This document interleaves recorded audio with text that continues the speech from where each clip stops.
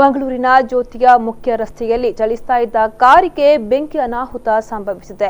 ಜ್ಯೋತಿ ಸಮೀಪದ ಅಂಬೇಡ್ಕರ್ ವೃತ್ತದ ಬಳಿ ಚಲಿಸ್ತಾ ಇದ್ದ ಇಂಡಿಕಾ ಕಾರಿನಲ್ಲಿ ಇದ್ದಕ್ಕಿದ್ದಂತೆಯೇ ಬೆಂಕಿ ಕಾಣಿಸಿಕೊಂಡಿತ್ತು. ಕ್ಷಣಾರ್ಧದಲ್ಲಿ ಕಾರಿಗೆ ಬೆಂಕಿ ಆವರಿಸಿದ್ದು, ಅಪಾಯದ ಮುನ್ಸೂಚನೆ ಅರಿತ ಚಾಲಕ ಇನ್ನಿತರರು ಕಾರಿನಿಂದ ಇಳಿದು ಅಪಾಯದಿಂದ ಪಾರಾಗಿದ್ದಾರೆ. ಜನನಿಬಿಡ ರಸ್ತೆಯಲ್ಲಿ ಈ ದುರ್ಘಟನೆ ನಡೆದ ಕಾರಣ ಜನರು ಕ್ಷಣಕಾಲ ಆತಂಕಕ್ಕೊಳಗಾದ್ರು. ಧಗಧಗನೆ ಉರಿಯುತ್ತಿದ್ದ ಬೆಂಕಿಯನ್ನ ಅಗ್ನಿಶಾಮಕ ಸಿಬ್ಬಂದಿ ಮತ್ತು ಸ್ಥಳೀಯರು ನಂದಿಸಿದ್ದಾರೆ.